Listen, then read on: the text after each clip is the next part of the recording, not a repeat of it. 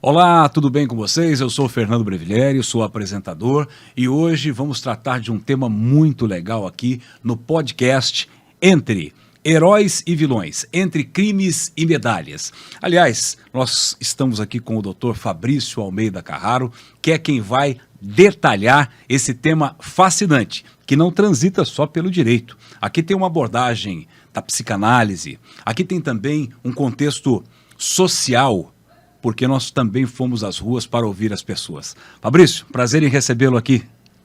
Obrigado, Fernando. Uma honra, uma alegria muito grande poder estar aqui, na Tarobá, na Band de Londrina. Fico muito feliz em ter esse convite para poder trabalhar com vocês aqui nesse podcast. Como você falou, Fernando, é um tema muito rico. Isso tem uma relevância social tremenda. Nós tratamos disso em uma pesquisa científica há cerca de 10 anos. Eu era docente no curso de Direito e são temas que realmente instigam muito, tanto a temática do crime, do criminoso, do vilão, dessa coisa mais sombria, quanto a figura, a ideia do herói, da referência, daquele que vence, daquele que se destaca.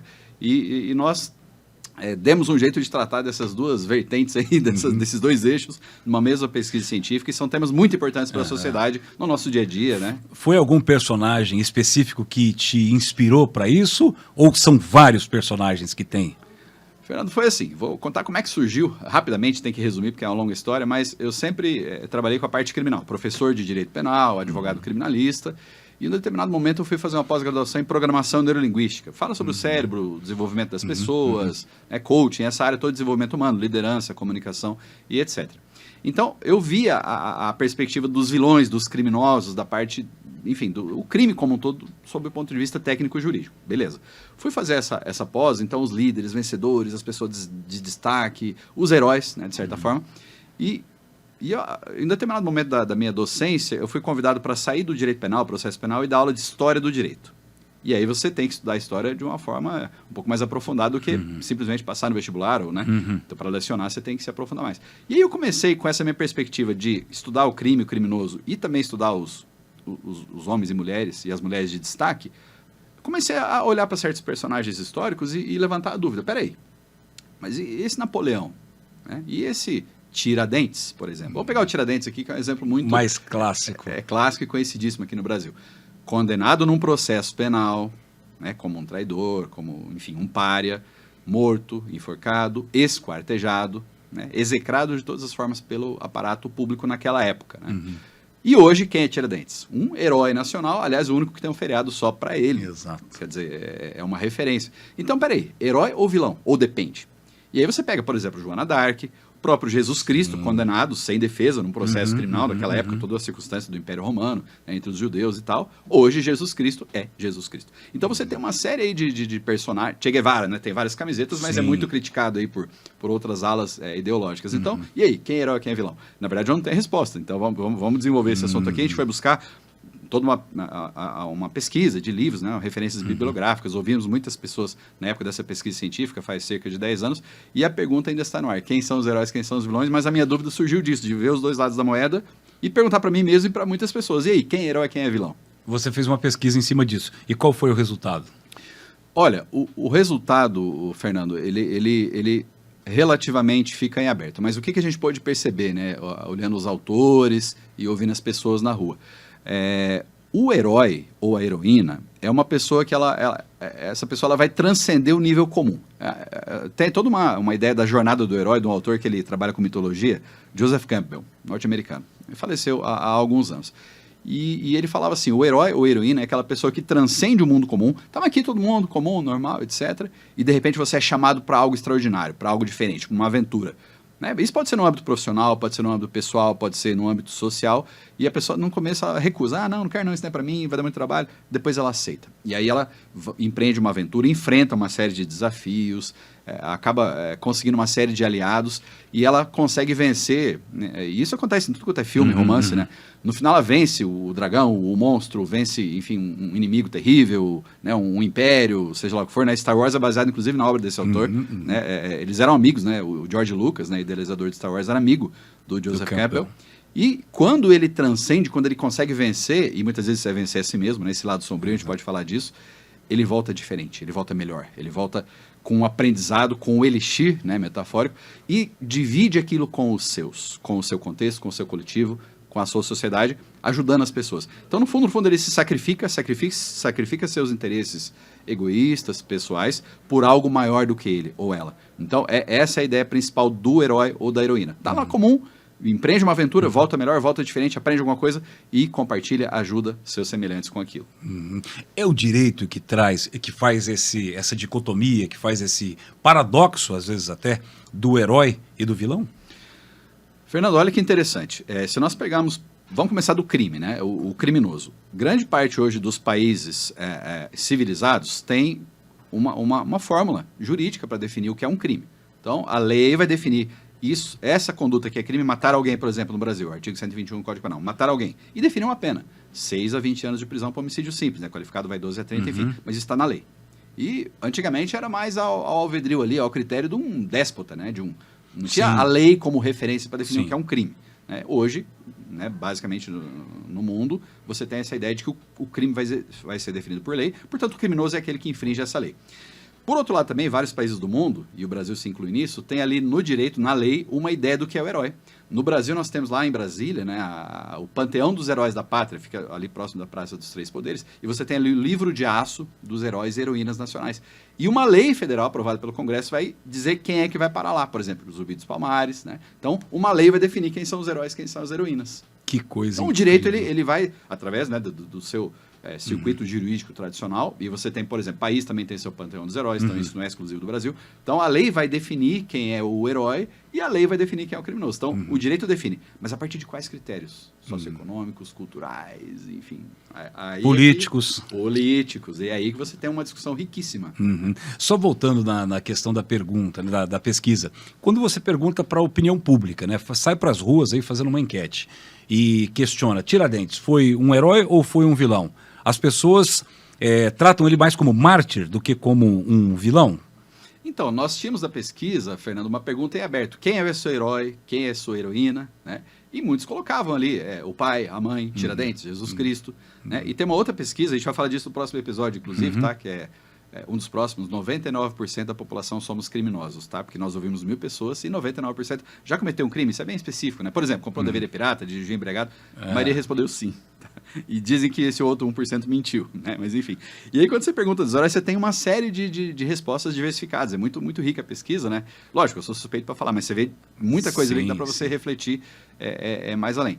E se você pergunta, às vezes, para uma pessoa num determinado contexto social, e nós vimos isso em uma outra pesquisa que é citada, né, até no nosso artigo ali, na época, adolescentes, ao serem indagados sobre quem era seu herói, respondiam, Fernandinho Beiramar. Que isso. Quer dizer, e a gente vê isso, às vezes, em determinados contextos, né, o herói ou a figura de referência é aquela que é tida como uma pessoa que infringe a lei penal com uma certa frequência. Lógico, isso não só nas comunidades mais carentes. Você tem o Congresso Nacional, enfim, meios políticos brasileiros são, assim, por assim dizer, povoados de pessoas que infringem a lei. E aí você vai entrar em outras discussões de, mas quem é pego pelo sistema penal? É só o pessoal da favela ou os políticos também? Isso. Nós tivemos um contexto de crimes aí de mensalão, Lava Jato, que começou a mudar um pouco a faceta disso, mas ainda assim a gente sabe que aí tem uma série de desdobramentos também, são outras discussões aí tremendas, né, Fernando? Aí questão de impunidade também. Agora, essas provocações que você faz, mexeram também no meio acadêmico? Mexeram no vespeiro?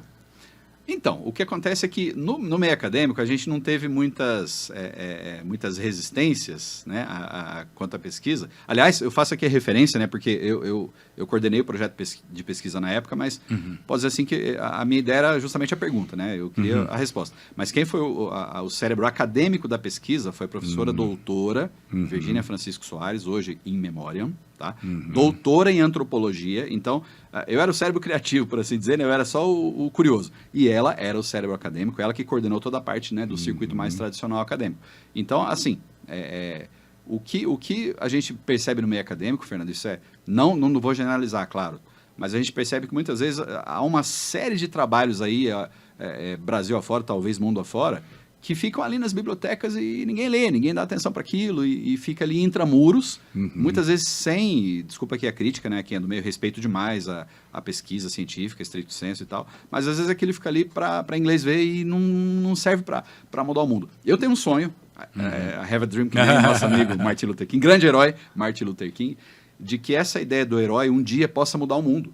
Né? Que cada um de nós entenda que depende muito da nossa vida e a própria sociedade, do esforço do indivíduo e do coletivo enquanto soma de indivíduos, porque dentro de nós tem esse arquétipo, né? Como dizia Carl Jung, grande psiquiatra, de ir lá e vencer. Porque dificuldade todo mundo tem, problema todo mundo tem. Né? Nesse lugar, nesse planeta, e em especial nesse país, todo mundo tem. E também a ideia do herói como referência. Quem são nossos heróis? Quem são nossas referências? Quem nossas crianças, nossos adolescentes, e mesmo nós, adultos, às vezes temos como alguém, não digo para imitar, mas alguém em quem se espelhar, em quem adotar como modelo de certos comportamentos, certos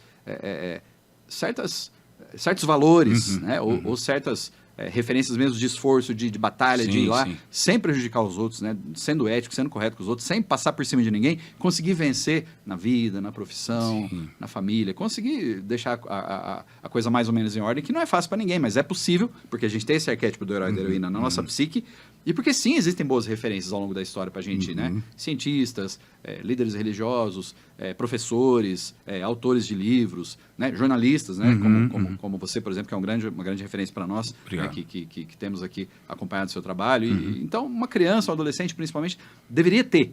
E aí você sai do mundo acadêmico e passa a utilizar essas pesquisas, né? Trabalhos de mestrado, doutorado, e muitos, sim, na medicina, né? Na tecnologia, inteligência artificial, fazem esse papel de transcender o mundo acadêmico e fazer uma diferença no mundo. Então, meu sonho é que um dia essa ideia do herói vá mais além e faça algo pela nossa sociedade, pelo nosso mundo. Muito interessante. Você transitou aí pela mitologia, você transitou pela psicanálise.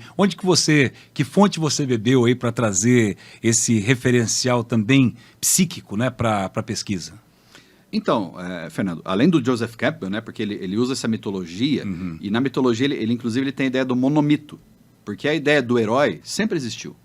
E ele bebe da fonte do Carl Jung. Quem é o Carl Jung? É aí que nós chegamos. Na parte social, Joseph Campbell. Aliás, tem entrevistas dele, tá no YouTube. Põe lá, Poder do Mito, Joseph Campbell. Vale muito a pena. Um sujeito extraordinário. Tem vários livros também. Herói de Mil Faces é um livro referencial dele. A gente cita muito esse livro. Só que ele vai falar muito do Carl Jung, que é quem criou essa ideia do inconsciente coletivo, dos arquétipos. Ele decidiu do Freud. Ele era um aluno do Freud, né, que todo mundo conhece. E o Freud falava que tudo era libido, reprimido e tal, no inconsciente humano. O Jung falou, não, o Freud, o inconsciente é muito mais do que isso. Resumindo aqui, não, isso, inconsciente é muita coisa. E essas ideias que aparecem nas mitologias de todas as épocas, dos incas, dos índios brasileiros, dos europeus, dos chineses, dos hindus, né, estão presentes no próprio cristianismo, no budismo, etc. Muitos desses motivos que ele chama, desses temas, surgem nos sonhos ao longo de toda a história e em tudo enquanto é lugar do mundo. Ou seja, o sol vai aparecer lá, a lua, uma espada, um rio. Isso, normalmente, esses símbolos, né? E Carl Jung trabalhava muito com a ideia dos símbolos, vão ter muitas vezes significados parecidos em épocas diferentes, em povos diferentes que nunca se conversaram.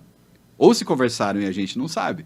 Então, eu diria que esse tema, basicamente, quando a gente fala da ideia do herói, e mesmo do criminoso, Carl Jung fala sobre a sombra, que é o nosso lado sombrio, o lado nosso que a gente não quer ver. Então, isso é onde a gente buscou muita referência para falar, tanto do herói quanto do vilão. Joseph Campbell e Carl Gustav Jung, psiquiatra. E aí entra até aspecto filosófico, né? O que eu posso, o que eu devo, o que eu quero fazer. Se nós temos esse lado obscuro, às vezes você tem uma vontade, você tem um desejo de um ataque, né? Ou de um ato até um ato extremo, né? Então também tem essa... E quando você falava das referências, eu me lembrei que você citou até no artigo o Cazuza, que diz, numa das suas músicas, que meus heróis morreram de overdose. Overdose leva uma associação ao quê? Ao consumo de uma substância que, em excesso, ela pode provocar a morte. Um contraponto à sociedade, né? Pelos heróis que são supostamente cultuados por uma sociedade também que ele viu crescer, né, que ele criticava muito, não é isso? Exato, e interessante você falar dessa citação, Fernando, porque eu coloco essa frase do Cazuza, por quê? Porque o Jung, né, eu cito ele, né, no trabalho, ele fala assim que nos tempos primitivos, quando a mitologia era a nossa fonte de respostas, por assim dizer, nós enquanto humanidade, era lá os deuses, os demônios, as forças sobrenaturais, o trovão vai castigar, etc. E o Jung, lá por 1950, 60, ele fala, ó, não mudou nada disso. Nossos demônios ainda estão aqui. né? Só que hoje é uma compulsão por drogas, por bebida, por remédios, uma inquietude. E de lá para cá o mundo está muito mais, desculpa a palavra, mais doido ainda, né? Sim, piorou. De lá para cá, em termos de valores, em termos de as pessoas não estarem em paz internamente. Né? A gente trabalha com sigilo profissional, né? Tanto a assessoria quanto, enfim, na advocacia. Claro, você vê que nos bastidores não é bem assim como aparece nas redes sociais, né? As pessoas muitas vezes se mostram que estão bem, mas não estão bem lá no seu íntimo, né? E aí o Jung, ele vai falar desse desequilíbrio do ser humano até hoje, como se esses demônios ainda estivessem lá, e fala, só mudou de nome. Mas os problemas psíquicos que a gente tem são os mesmos, individualmente e socialmente. E ele fala dessa sombra. E me permita falar um pouquinho da sombra. Claro. Porque, assim, quem que é o criminoso, né? Quem que é o vilão? Normalmente é o outro. E que nem você falou, né? Às vezes a gente também tem vontade de esganar, né? Ou comete certos crimes do dia a dia. Não vou fazer nota fiscal de tudo aqui na minha empresa, não, né? Isso tem previsão legal, lei 8.137, né? Crimes tributários. Sim. Quer dizer, são coisas comuns. Comprar um DVD pirata. Pirataria, né? Um tênis pirata, um perfume pirata. Exato. Isso é crime. Exatamente. Você está comprando a coisa que alguém falsificou? É uma receptação, porque é derivado de um crime anterior. Então, quer dizer, quem que é o criminoso? É o outro. Mas lógico que a gente tem crimes mais graves. Sim. Eu não vou traficar, eu não vou estuprar, eu não vou roubar. Eu não vou matar, já não é todo mundo que pode dizer, porque o homicídio às vezes é uma coisa de instante, uma discussão de trânsito, uma discussão em casa, a família pode... Alguém que jamais matou uma barata pode matar uma pessoa. A gente vê muito isso na realidade, né, em que a gente vive. Então esse aspecto sombrio, essa parte que nós temos negativa, que a gente não vê, e muitas vezes não quer ver na gente, e vê no outro, o Jung chama de projeção. E aí vem toda essa situação do sistema judiciário, de vamos punir e tal, pronto, o sujeito está punido, nós estamos bem agora. Mas será que é bem assim? Aí fica a pergunta no ar, né? Claro que precisa de resposta o criminoso. E quando a gente vai para a arte, eu citei o Cazuza como um caso brasileiro, mas os Beatles, por exemplo, que eram tidos como heróis, né, de uma geração, o John Lennon foi extremamente hostilizado, né, numa turnê dos Beatles, quando ele fez uma crítica. Na verdade, não foi uma crítica, ele fez um comentário, depois ele se explicou em relação à religião, porque o John Lennon era ateu. Agora, você imagina, uma legião de jovens adolescentes entre 14, 15, 16 até 20 anos, escutar do seu maior ídolo, do John Lennon, o líder dos Beatles, que ele era ateu e que religião era uma coisa, né? Enfim, não vamos nem entrar nisso. Mas foram discos e milhares de discos deles na época do vinil, quebrados na frente deles em shows como uma forma de protesto. Olha que coisa interessante. John Lennon era vilão ou era herói? Né? Depois ele veio defendendo a paz. Depois ele saiu defendendo a paz, né? Quem não se lembra dos vários movimentos. Mas enfim, é só um parênteses aqui para dizer que o mundo está rico desses personagens que você aborda muito bem, inclusive no seu artigo. Obrigado. Agora eu te pergunto uma coisa.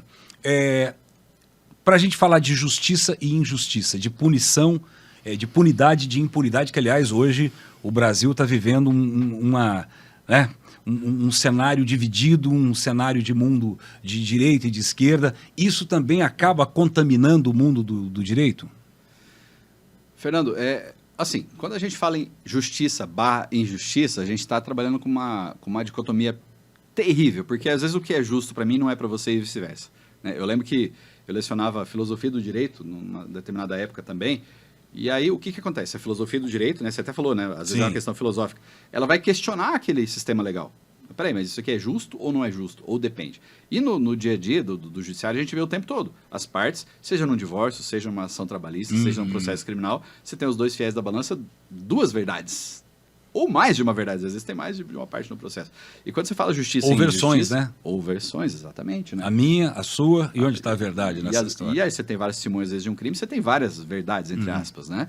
Então, peraí, o que é justo e o que é injusto? É difícil a gente definir. Mas existe um sentimento, né, razoavelmente comum do que é justo em determinadas circunstâncias. Né? Garofalo, um dos primeiros autores a tentar definir o que era crime, lá no início da criminologia, que é uma ciência que não é jurídica, mas ela estuda psicologia criminal, sociologia criminal, né, a figura do criminoso, a vítima, etc. Sim.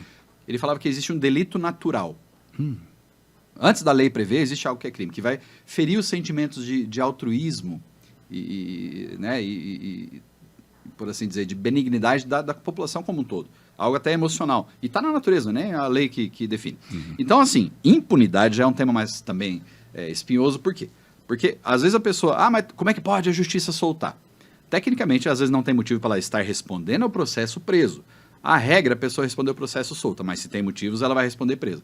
Porque aí você tem que esperar uma sentença, essa sentença vai impor uma pena, e essa pena, se for em regime fechado, ela vai ser presa. Se semiaberto tem estabelecimentos próprios, se for em aberto, ela não vai ser presa. Então são questões técnicas. Mas tem que ser preso antes ou depois da sentença e tal.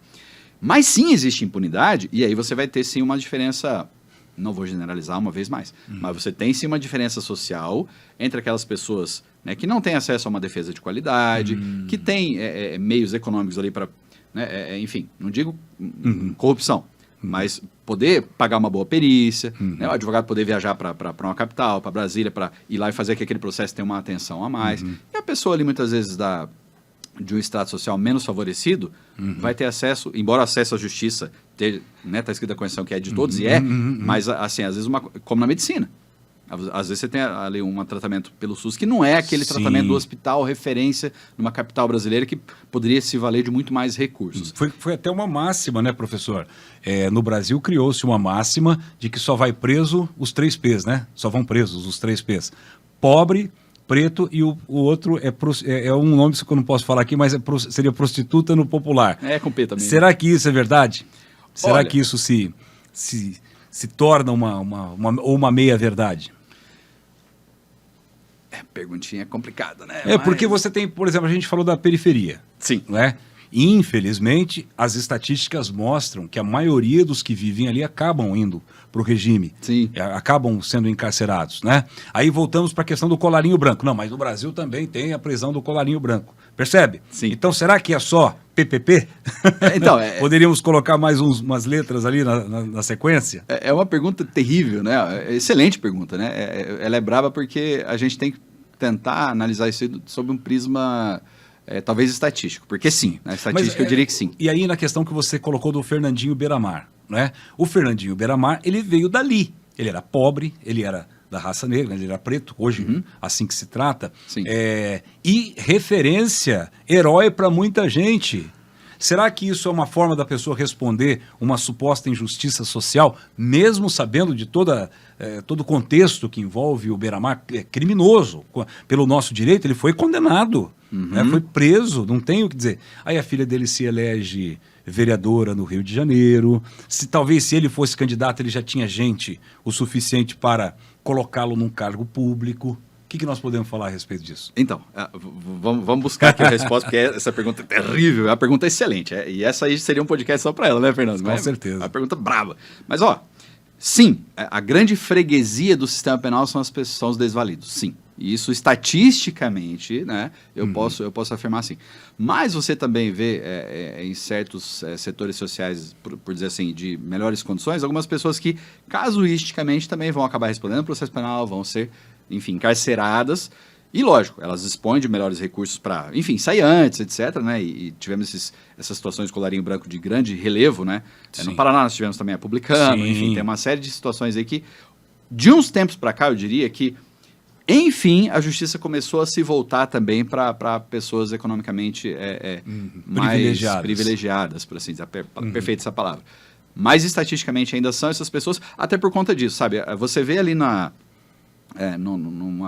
comunidade, muitas vezes o menino, a menina quer ser quem? Quer ser aquele traficante, aquela traficante que tem aquele carro, que tem aqueles relacionamentos, que tem aquelas roupas, que frequenta aqueles lugares, muito embora sabedores de que aquilo tudo é produto de uma vida dedicada ao crime, como é o caso do Fernandinho Beiramar. Né? E tantos outros aí que a gente vê que você pergunta ali, eu quero ser o fulano. Né? Essa pesquisa da professora Francisca, ela fez no Sense. Né? Lá no, sim, a gente vai falar disso numa recolhe os outra... adolescentes, onde ficam os adolescentes. Isso, onde os adolescentes em conflito com a lei, é assim que se fala? Adolescentes em conflito com a lei. Na prática são os menores, mas encarcerados, né? Que cometem... internados é a palavra técnica, mas na verdade, assim, na prática é preso mesmo, né? E ela entrevistou 100 pessoas, e é uma pergunta, isso me ajudou a pensar na pesquisa também, eu vi a pesquisa dela, idade, tem pai, tem mãe, estatística, redes sociais, aquelas perguntas mais clichês, né? Quem é seu herói? E de mais ou menos cento e poucos adolescentes ouvidos, o maior percentual que tinha ali, Fernando, isso é assustador, 26 e pouco por cento, não tem herói. Por isso que eu falo que a referência é tão importante. E ali tinha Fernandinho Beiramar, Batman, tinha Jesus Cristo, tinha o pai, tinha a mãe. Né? Então, assim, dessa falta de referência, muitas vezes vai o sujeito partir para a criminalidade. No ambiente social ali mais necessitado, isso sim é mais forte. por falta de oportunidade, muitas vezes, né, por falta de ausência do Estado. E uma reclamação muito comum nessas comunidades é: o Estado só aparece aqui com a polícia. Exatamente. E aí, o que acontece? Tudo isso é uma amálgama de situações que vão fazer com que da comunidade você tenha, infelizmente, mais pessoas dedicadas ao crime. Ao passo em que também, muitas vezes a gente não, né, as pessoas não param para pensar nisso, a maioria das pessoas que moram nas comunidades carentes são pessoas de bem, trabalhadores que acordam muito cedo, que ralam, que se dedicam horas e horas por dia para sustentar, às vezes, muitos filhos ali, né, sustentar a família. Então, assim, o pessoal generaliza, mas lá é onde... Não. Né, tem de tudo. Agora, o sistema penal pega, assim, os mais fracos, em regra? Pega. Estatisticamente, sim, a resposta é essa, mas a questão é bem mais complexa, né? Agora, você poderia concluir, a gente poderia concluir aqui, né, a partir desse bate-papo, a partir dessa pesquisa, que a construção do herói hoje, ela está muito atrelada ao ter. Ou seja, aquela pessoa que conquista bens, conquista bons carros, tem uma boa posição, um jogador, né, que consegue ganhar muito dinheiro, que aliás é 0,1, 2% dos jogadores que na maioria dos casos ganha salário mínimo ou coisa assim. Essa construção, esse arquétipo moderno é em cima do ter, é em cima do valor material? Eu entendo que sim, Fernando, a pergunta é excelente também e geraria horas também de discussão, né? Mas realmente, quem são os vencedores, né? Assim, eu quero ser igual a quem na sociedade? Se perguntar para a maioria das pessoas, a pessoa fala assim, eu não quero ser sábio, eu não quero, né, me desenvolver como ser humano, não, eu quero ser rico. E aí, o ter, realmente, ele me parece que tem mais atenção do que o ser. Né? E por isso que a gente fala do herói como alguém de valores, alguém de princípios, alguém, né, que seja alguém honesto, alguém ético. E Jesus Cristo? Jesus Cristo não tinha bens, né? Não tinha posse, mas também era um herói. Exato. Então, quer dizer, se o herói, e muitas pessoas, Jesus Cristo é meu herói e tal. Só que na prática... Quer dizer, eu sou... Volta àquela questão que você citou no início, né? É meu herói, tá, mas lógico, é muito difícil, a gente está falando de uma perfeição, né? Jesus é o símbolo da perfeição na Terra, um Deus que habitou a Terra e tal. Mas assim, eu sou cristão e tal, a gente vê muito isso na sociedade ocidental. Sim. Mas o sujeito, ele participa ali do seu culto religioso em determinada X ou Y igreja, mas e a conduta dele no dia a dia? Com a família, com as pessoas do trabalho, né? No dia a dia, no contexto social, às vezes, é a sombra que se projeta. Eu sou cristão. Né? Ou sou budista lá no Oriente, dá na mesma. Mas e os erros que a gente comete, né? Falo de cada um de nós, né? Por conta desse lado sombrio, esse lado negativo que a gente tem, que a gente não quer ver e ver mais no outro, né? Então, isso leva muitas vezes o sujeito lá é meu ícone, não vou citar nomes, um jogador de futebol, papapá. A conduta dele ali, às vezes, reprovável. Reprovável, né? Mas ele, tem casas e apartamentos, né, de frente para paisagens e as mulheres mais bonitas e os carrões, etc. Não, eu quero ser esse, porque ele tem o que eu quero ter. Ele não é o que eu quero ser. Sim. Mas isso é inconsciente muitas vezes. A pessoa nem sabe o que quer ser ou quem quer ser. Sabe só o que quer ter. Por uma perspectiva, a meu ver, Fernando, muito rasa. É importante o ter, sim. A gente tem que ir no restaurante, a gente tem que abastecer o carro, a gente paga um monte de imposto, né? A gente precisa ter uma casa, enfim, precisa viajar, tudo mais. Sim, é importante essa parte material, mas isso não é tudo.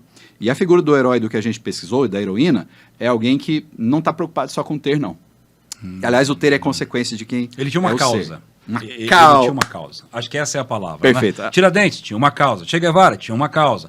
Se é herói ou se é bandido, vamos dizer assim, ou herói ou criminoso, enfim, é a história que vai julgar, é cada um que vai julgar. Mas tinha uma causa. Mahatma Gandhi tinha uma causa. Sim. Martin Luther King tinha uma causa. Jesus tinha uma causa. Joana d'Arc, Jesus Cristo, né, o maior dos heróis da humanidade. Todos tinham uma causa que transcende o interesse próprio. Por isso que o ter é muito limitado. É o ser e o ser com empatia, olhando para o social, para as pessoas, principalmente para quem mais precisa, ajudar os outros, né? Mas um bombeiro às vezes é um herói, um médico é um herói, né? Um jornalista é um herói. Exato. Né? Então, quer dizer... Dependendo do que ele fez, do que ele defendeu, do que ele conseguiu trazer. Agora, olha que interessante a questão de Jesus Cristo, né? E aqui sem nenhuma apologia a religiões, a nada disso. Apenas história, né? Quem conheceu Jesus Cristo depois que ele foi concebido até os 33 anos? Quem conheceu? Eu não conheço. Se você procurar, até a Bíblia acho que não tem. Como foi Jesus Cristo aos 15 anos? Como foi Jesus Cristo aos 18? Aos 23? Eu não conheci. Eu não sabia se ele já estava fazendo milagre por ali e a história não registrou.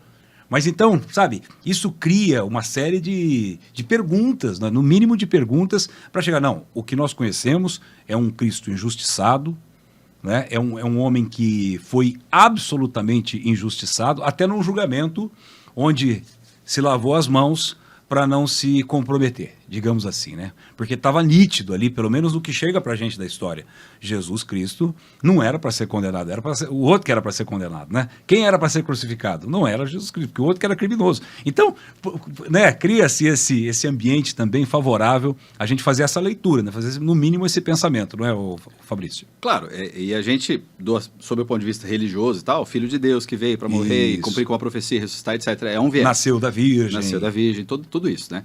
Agora, só do ponto de vista histórico, que foi o que você levantou, onde é que ele estava esse tempo todo? E aí eu vou me permita pegar a jornada do herói. Claro. Né? Se ele fez tudo aquilo, e ele encarou, historicamente ele encarou, e por justamente pensar além da pessoa dele. Mas pai, afasta de mim esse cálice. Mas é a tua vontade, não é minha não. Quer dizer, fácil não ia ser para ele enfrentar aquilo.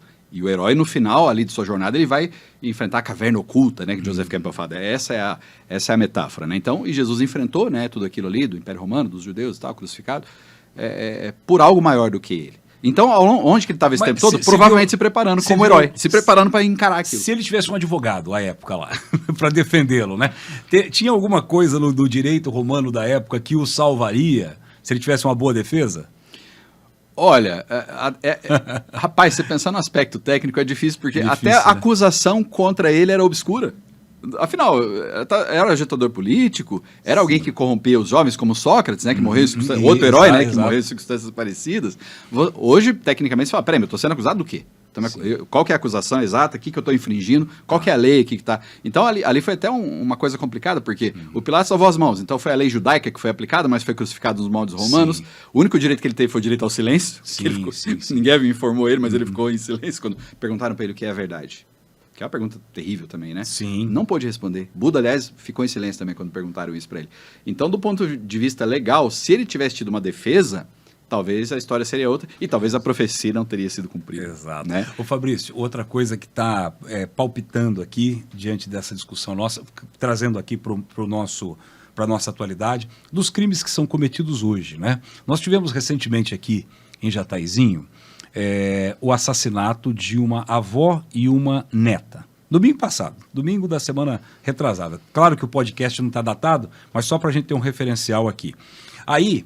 houve uma imagem de um suposto criminoso e a população, vendo essa imagem, ele ainda na condição de suspeito. A autoridade policial sequer havia ainda o indiciado ou colocado numa condição mais severa. Foi lá e bateu. A justiça com as próprias mãos. Isso existe já desde os tempos antigos, não existe? Quer dizer, o cidadão não espera julgamento, não espera direito de defesa, não tem nada disso. Foi ele, vamos lá, vamos. Casos de estupro, né? Quando a pessoa descobre, ou o cidadão às vezes nem é o culpado e acaba sendo... Como é que você vê essa questão ainda dentro dessa perspectiva também aqui do contexto que a gente está falando? Tem um autor também que eu cito bastante aí nos meus trabalhos, que é o Joe Tennyson Velo. Ele escreveu Criminologia Analítica, um livro que ganhou o concurso do BCCRI na época de monografias. Ele usa a teoria do Carl Jung para falar dessa sombra, desse lado negativo, que todos nós temos, né?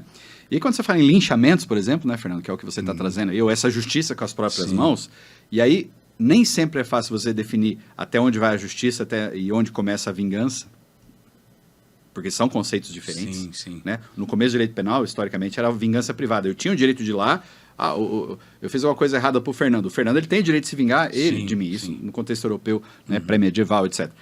Então, hoje, você vê esses linchamentos como essa ideia que o Joe Tennyson Velo fala, que é mais ou menos o bode expiatório.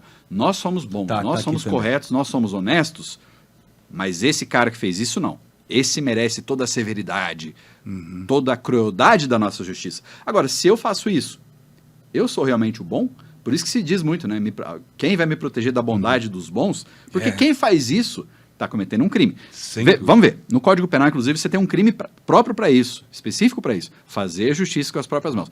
Comprei aqui o livro do Fernando e não paguei. O Fernando vai na minha casa e pega lá a minha geladeira. Ele mesmo pega, não vai penhorar nada com a justiça, nada. Ele pega a minha geladeira. Não vai esperar o devido processo. Ele não pode fazer isso. É um crime, salvo engano, artigo 345 do Código Penal. Sim. Fazer justiça com as próprias mãos, sem prejuízo da violência. Sim. Então, um pessoal desse que bate, né, ou prende, ou lincha o sujeito que cometeu um crime, provavelmente vai responder por um crime desse, exercício arbitrário das próprias razões, que é fazer justiça com as próprias mãos, mais a lesão corporal, o homicídio, ou tentativa de homicídio, enfim, vias de fato, agressão, né, que ele venha a cometer também. Mas aí tem esse aspecto psicológico, né? Ah, pronto, punimos ele, agora a nossa sociedade está pura e perfeita, como era antes. Será? Mas eu acho que a ideia dessas pessoas é provocar também uma discussão sobre a lentidão do devido processo legal, né? Porque nós temos que defender o devido processo legal. Não, claro, todos têm direito à ampla defesa. É preciso se construir toda uma investigação e a autoridade é que vai dizer.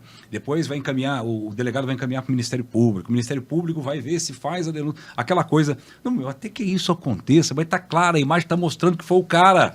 A imagem está mostrando que foi o... Sabe como é que é essa discussão? E me vem também aí os tribunais de exceção, os tribunais do tráfico, que não querem nem saber, meu amigo. Você vendeu a minha droga e não me entregou dinheiro? Você vai morrer aqui mesmo. Eles executam ali mesmo, com requintes de crueldade, com tortura, etc, etc. Isso é terrível. E aí você pega a lentidão do sistema, ela é na verdade, uma das facetas da lentidão do Estado como um todo. Porque quantas pessoas a gente conhece que estão na fila do INSS, na fila do SUS? E eu não culpo os servidores, muitas vezes, porque eles estão com uma estrutura desaparelhada, sucateada, com falta de contingente, falta ali de servidores suficientes para conter aquela demanda. Então, você vai na polícia, está cheio de inquérito. Você vai no judiciário, está cheio de processo. Você vai numa perícia ali para analisar um celular, para analisar... Um cadáver não tem como, né? A necropsia tem que ser feita rápido, não tem como. Não tem jeito. Mas uma série de outras perícias ali vão demorar um tempo. Então, quer dizer, essa demora do judiciário tem uma série de razões, né, estruturais, enfim, às vezes até culturais e tudo mais.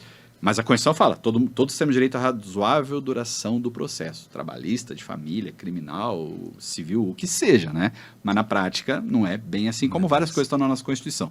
Salário, você pega na Constituição, tem direito a lazer, moradia, alimentação, tudo que cabe no salário mínimo, você fica impressionado do jeito que está escrito na Constituição. Na prática não é bem assim. Né? Então, quer dizer, a gente quer uma justiça mais rápida. Todo mundo quer, todo mundo gostaria que fosse, como nos filmes americanos, né? Mas estruturalmente no Brasil isso, infelizmente, por enquanto, não é possível. Isso gera uma revolta na sociedade, sim. Por outro lado, também justifica esse ataque próprio ali a alguém que teoricamente cometeu um crime. Sim. E a imagem mostrou. O flagrante é algo que realmente vai levar muitas vezes um flagrante com uma câmera, né? Tá ali o camarada fazendo. Se não dá para tirar uma situação ali de uma legítima defesa, por exemplo, o sujeito vai ser condenado no seu tempo. Mas aí até isso acontecer realmente demanda ali um tempo longo, muitas vezes, isso depende de vários fatores. Quando o sujeito está preso, o processo é mais rápido, está solto, o processo é mais lento, até o sujeito ainda não tem culpa formada, tem que terminar logo o processo dele. Então tem uma série de razões para isso. Mas sim, demora e sim, isso gera revolta na população, mas também não justifica, né, condutas aí atropelando o sistema legal, né? Porque aí vira barbárie. Exato, até porque essas pessoas depois elas podem ser responsabilizadas, né? Quem agrediu pode até ser responsabilizado. Se chega isso a uma autoridade policial, a autoridade é obrigada a investigar aquilo. Se não é prevaricação, claro, se a polícia não faz nada, aí a polícia está cometendo um crime de passar o pano, por assim dizer, entendeu? Então, isso cria uma falsa sensação de justiça, na sua opinião, ou não? Essa ideia do lixamento, essa ideia de justiça com as próprias mãos, desacreditamos no sistema, nós temos que mudar esse sistema. E também serve, Fabrício, como um cliquezinho para os nossos representantes legais que efetivamente fazem as leis, né? Fala, opa, nós precisamos, no mínimo, discutir, trazer especialistas como você, professores, quem estuda a criminologia profundamente. Não, vamos ver o que é melhor para aperfeiçoar o nosso sistema, aperfeiçoar a nossa legislação. Casos assim servem para isso? Eu entendo que sim, Fernando, mas aí, veja só, sempre vai ser uma briga ali de extremos entre a segurança pública e o direito do indivíduo. Eu digo isso por quê? Porque qualquer um de nós pode ir parar na justiça criminal. Vou dar um exemplo bem simples. Eu estou dirigindo meu carro, minha moto, e aí um sujeito resolve se suicidar, ou ele está distraído e... Entra na frente do carro. Entra na frente do carro, saindo de trás de um carro que está ali encostado, por exemplo. Você não tinha a menor condição de prever aquilo. Não dá tempo de reagir. Exato. Não dá tempo Imaginou a cena, né? Imaginem a cena, né? Aliás, isso já aconteceu aqui, nós já foi alvo do noticiário aqui, mas infelizmente acontece. Acontece. E aí pode ser que você tenha uma câmera ou não. E aí, se você não tem a câmera, tem um corpo ali, a polícia vai ficar sabendo, naturalmente, você vai ser investigado por homicídio culposo de trânsito. Ponto. Ou seja, você é inocente e você está sendo processado. E sim, existem muitas pessoas inocentes que caem no sistema de justiça penal. Então você precisa equilibrar essa necessidade de uma segurança pública, e aí o direito penal fala em prevenção especial. Meu amigo, você fez coisa errada aqui, você vai ter que pagar por isso. Especialmente em relação a ele, especificamente. E a prevenção geral fala, sociedade, o camarada que fez coisa errada, ou a moça que fez coisa errada, a gente está punindo, tá? Não faça coisas erradas. A prevenção. Isso. Essa é a ideia do direito penal, da punição. Isso tem que existir, senão é impunidade. Esse efeito didático, né? Só que tudo isso precisa passar por um processo que tem a presunção de inocência como sua base. Peraí, o Fabrício é inocente, vamos ter que provar a culpa dele. Vai que o sujeito pulou no carro dele. Isso. Então, quer dizer, qualquer um de nós é inocente sim. Então, esse sentimento de justiça, a gente tem que parar, às vezes, de pensar que é só com o outro e pode ser comigo também. Porque, primeiro, eu tenho a sombra, eu tenho esse lado sombrio. Pode ser que um dia eu cometa um crime, de instante de uma discussão, eu possa bater em alguém, ferir alguém, possa matar alguém até, isso acontece. Homicídio não é crime de carreira, por assim dizer. O sujeito não tem nem multa de trânsito na vida inteira. Aos 40 e poucos anos, 50 e poucos anos, 60 e poucos anos, vai lá e comete um homicídio. Então, do ponto de vista individual, a gente parar de pensar que a sombra só existe nos outros, existe em nós também. E também pensar que nós podemos, enquanto inocentes, né, sermos ali investigados e processados. Eu já fui vítima de crime. Sim. Todo mundo já foi vítima de crime. E é revoltante ser vítima de crime. Sem Ninguém dúvida, quer. Todo mundo gosta de crime prejuízo. e tal, né? Falava, menos quando é vítima. É terrível ser vítima de crime. E a gente sim quer justiça. Agora, pensa. Levaram aqui meu carro embora. O que é mais importante para mim? Meu carro de volta ou o sujeito preso? Aí cada um vai ter sua própria resposta. Exato. Eu, particularmente, preferi o carro. Mas não vai prender o cara. Bom, aí deixa com o sistema de justiça. Meu negócio é o carro. Isso é com o Estado. É com o Estado. O Estado está lá para isso. Nós elegemos as pessoas que deveriam ter mais atenção, né, Brevilério? Como você falou. Né? Há uma ideia sim. multidisciplinar, mais realista. Mas nem sempre eles estão lá para legislar por nós, às vezes é por eles. Exatamente. Né? Aumentar os próprios salários. Agora, olha, etc, esse né? caso que você pegou é interessantíssimo, porque você pegou talvez uma exceção. Hoje nós temos aí os crimes de trânsito, né, que 90% dos crimes de trânsito estão associados à conduta do motorista, ou por excesso de velocidade, ou por ingestão de bebida alcoólica, ou ambos, ou algo que tenha alterado o seu estado, né, psicomotor, enfim, não tem condição de dirigir. Né? Ou sem a carteira de habilitação. Hoje mesmo, a gente noticiou vários casos relacionados a indivíduos sem a carteira de habilitação que são vítimas de trânsito, morrem no trânsito depois de quem é culpa. É ele que estava inabilitado e legalmente ele não deveria estar conduzindo aquele veículo, ou quem o atropelou, quem se envolveu na colisão com ele. A relativização da situação hoje é muito complicada, né, o professor Fabrício? Sim, e aí você vai ter uma série de nuances do caso em si, do acidente em si ali, né? Quem era a culpa? Às vezes a culpa é dos dois. Se você pega no direito civil, a gente colide meu carro com o seu. Olha, um estava bêbado, o outro atravessou preferencial, por exemplo. Ambos estão errados. No direito civil você pode até ter a compensação de culpas. Certo. No direito criminal não é assim. Mas a vítima também tinha culpa. Não interessa, eu vou investigar a culpa do sujeito que está sendo aqui investigado, processado pelo crime. Mas pode até atenuar se a vítima fez alguma coisa errada no trânsito também. Então, essa relativização, muitas vezes, ela é vista no caso... aquela coisa, né? Você viu acidente. Nossa, eu vi acidente, pode ser um atenuante, né, na hora, no momento final, mas não determinante. Mas não exclui a culpa de quem cometeu um crime de trânsito, um homicídio, uma lesão corporal de trânsito. E dirigir sem carteira, por exemplo, é crime. Dirigir embriagado por si só também é crime, né? Então... o trânsito é legal a gente falar, muito legal essa sua intervenção, porque está bem próximo da vida de todos nós. Todo mundo. Diferente de um tráfico, né? De um estupro, Exato. Né? Mesmo de um homicídio, de um roubo, né? De um estelionato. O crime de trânsito está próximo de muitos de nós. Muitos, talvez, que estejam ouvindo a gente, vendo a gente, já cometeram aí o crime de embriaguez ao volante, né? Exatamente. E não foram flagrados, não foram autuados, sequer caíram numa blitz. Né? Foram pegos com a boca na botija. Com a boca na botija. O jargão popular, né, Fernando? E uma outra questão também que é muito interessante dentro desse contexto é o culposo e o doloso. Como é difícil até para a autoridade, né, Fabrício? E até para os advogados depois, naquela disputa, né, de provar a inocência, aquela coisa toda, de dizer que o sujeito... Olha, eu cometi um crime, mas eu não tinha intenção. Eu saio com o meu carro todo santo dia para trabalhar, jamais teria intenção de atropelar uma senhora que tentou cruzar ali o ponto de ônibus e não tinha a locomoção. Aí vem uma série de outros fatores, né, subjetivos, inclusive. Mas eu não tinha que praticar direção defensiva, eu não tinha que estar olhando lá antes de acelerar um pouco. Como é que você vê essa questão do culposo e do doloso nesse contexto que a gente está falando aqui? É isso, vai dizer assim, quem é um criminoso assim, né, mais perigoso, porque ele quis, né? E o que acontece na prática? É muito difícil definir, Fernando, porque está dentro da mente do sujeito. Foi sem querer. Ou eu quis. Aí você tem duas figuras, né? Vou falar rapidinho disso porque é importante para sua resposta, né? O dolo e a culpa. Dolo é a intenção, eu quero. E culpa, foi sem querer, negligência, imprudência, imperícia, me descuidei, não pratiquei a direção defensiva, né? Quando que é um, quando que é outro. E você tem também a figura do dolo eventual, não sei se vocês acompanham, né? No noticiário, às vezes fala, o sujeito atropelou alguém, vai a júri popular. Mas o júri no Brasil só vai julgar crimes aí dolosos contra a vida, intencionais contra a vida. Aí tem a figura do dolo eventual. E aí qual que é a diferença? Culpa consciente. Nossa, vou passar o sinal vermelho. Mas ninguém vai passar ali, né? Tem certeza que ninguém vai passar ali na hora, vai dar tudo certo. Pá, passa alguém. Culpa consciente. Eu previ, mas achei que não ia acontecer. Dolo eventual. Pode passar alguém ali no sinal. Vou passar o sinal vermelho, não vai passar ninguém. Mas e se passar? Se passar, que se dane. Tô nem aí. Se passar alguém, dolo eventual. Eventualmente, se eu criar aquele resultado, dane-se. E o racha? Por exemplo, eu tô dirigindo numa via de 50 por hora, eu tô a 100 por hora. Tá certo? Ou seja, eu estou correndo, já estou infringindo uma lei de trânsito. Sim. Mas eu estou criando um ambiente para cometer um crime de trânsito. Não é? Aí, é dolo ou é dolo eventual? Qual que seria aí, em caso de atropelar uma pessoa e matar um motoqueiro, como acho que aconteceu em Londrina, inclusive ali na Avenida Leste-Oeste? Se for dolo, o Fernando, nossa, que é isso? Fernando, né, me devia um carro ali, não pagou, agora eu vou pegar... vou atropelar o Fernando, a hora que ele tiver... olha ele lá, ó, agora é minha vez, agora eu pego. Vou matar ele com o carro e tudo. Isso é dolo... Dolo direto, eu quero. Dolo eventual é quando pode acontecer. E se acontecer, dane-se. Eu assumo o risco do resultado. Tecnicamente é isso, eu assumo o risco. Culpa consciente, pode acontecer. Não, mas não vai acontecer, não vai acontecer, não vai acontecer.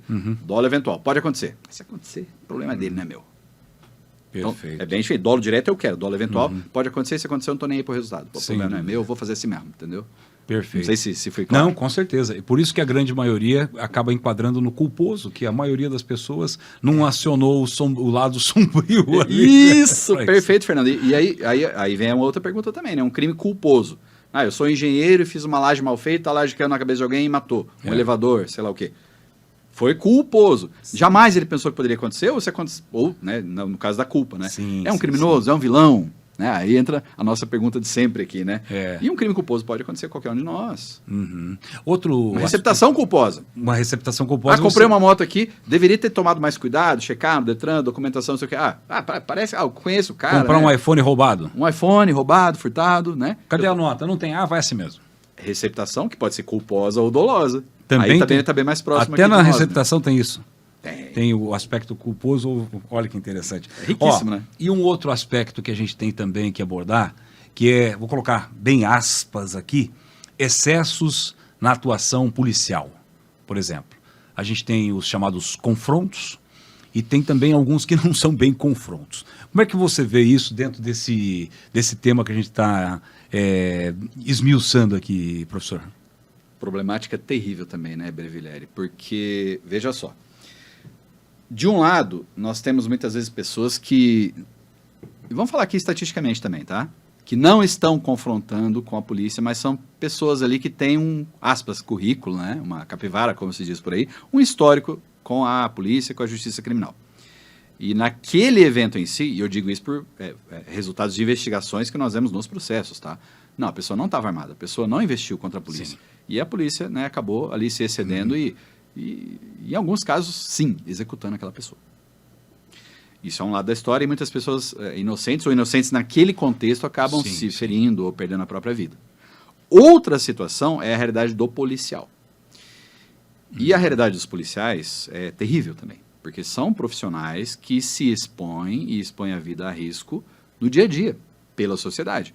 Porque se eu tiver com um problema na minha casa, com todo respeito, eu não vou chamar um sociólogo, eu não vou chamar um gari, eu não vou chamar um arquiteto, eu vou chamar a polícia.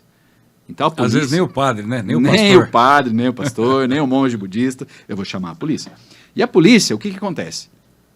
Não justificam uma execução de forma alguma. O lado da polícia é que, às vezes, eles estão ameaçados por um sujeito. Não só por um sujeito, mas por uma facção. Exato. E ele vai ali ele é obrigado a agir de acordo com a lei, na verdade todos nós somos, mas o funcionário público ele tem uma legalidade diferente, mais exigente que ele tem que respeitar. E ele está ali confrontando, e aí, às vezes é um confronto mesmo, pessoas, ou com pessoas que não vão respeitar a lei. Então, ao lado do policial é muito difícil, então às vezes ele se excede, esse excesso vai ser discutido num caso concreto. Mas se foi uma legítima defesa, e você tem a legítima defesa específica para funcionários aí das forças públicas, né? Uhum. A legítima defesa, né, que foi aprovada recentemente e tal.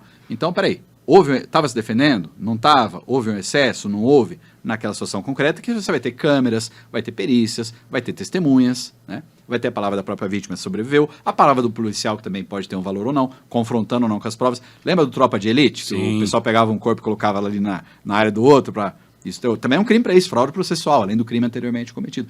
Então, quer dizer, é muito difícil os vilões, né, os criminosos, as pessoas que têm aquela vida voltada para o crime mesmo, isso existe. E os policiais vivem em um contexto diário de pressão, de tensão, né? Agora, esses confrontos são uma temática que tem ganhado mais relevo, confrontos entre aspas, né? Então, nada justifica, né? Então, quer dizer, a polícia tem que ter competência para investigar e pegar o sujeito de acordo com o que ele realmente fez e quando ele realmente fez, né? Para que ele seja punido exemplarmente por aquilo que ele faz. E ninguém é punido pelo que é, apenas pelo que faz, como a gente dizia no começo. A lei define aquela conduta X ou Y como crime. E aquela conduta que infringe a lei que vai definir se aquele sujeito é um criminoso ou não após um processo. Então, nada justifica execuções policiais, não temos pena de morte no Brasil, tá?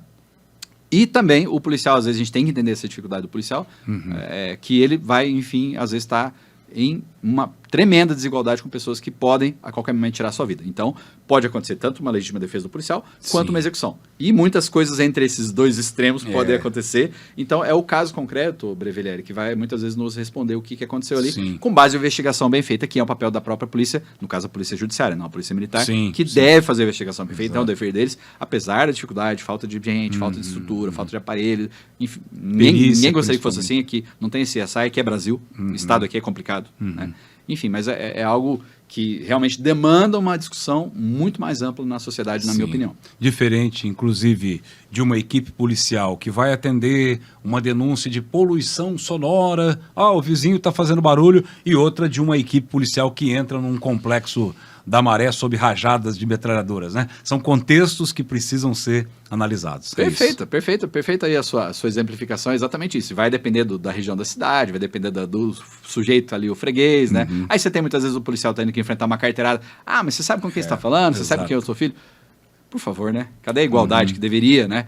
Constitucional que deveria ser a nossa realidade, né, Fernando? Ô, Fabrício, agora fala pra gente, nós estamos quase chegando ao final aqui do nosso bate-papo, mas fala pra gente, já tem alguma coisa aí sendo preparada, algum próximo episódio já vindo aí pela frente, pra gente avançar, pra trazer mais novidades sobre isso? Olha, um dos próximos episódios aí, tá? A gente vai ainda ver a ordem aqui com o pessoal da Band, da Tarobá, né? Mas é o 99% da população somos criminosos, tá? Isso é bom, hein? Já combinei, vou estar com o Bruno Carraro aqui da casa, né? Olha que aí, legal. Tem um histórico razoável também em cobertura policial.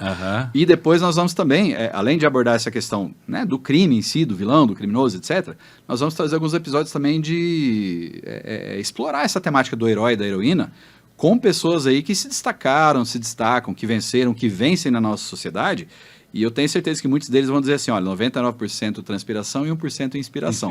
Trabalharam muito para chegar onde chegaram, tem alguns nomes em mente, alguns com quem a Tarobá aqui já está conversando também, né? Fico muito feliz de já estar com o ícone de jornalismo aqui, né, Fernando? De coração, né? Isso é muito legal, né? Esse bate-papo é muito, muito rico, né? Que poderia durar horas e dias. Com certeza. Mas conseguimos falar bastante coisa, né?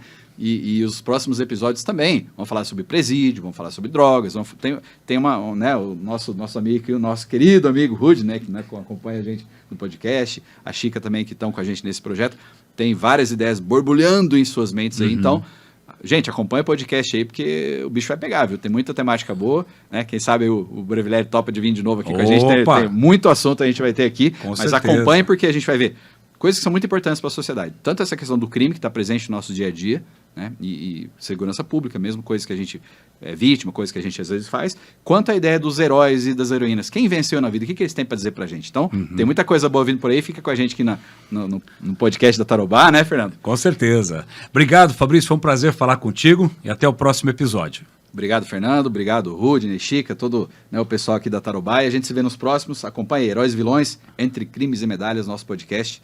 A gente se vê por aqui. Muito obrigado, então, mais uma vez ao professor Fabrício. E na próxima quarta-feira, outro episódio prontinho para você a partir das 5 da tarde. Até lá!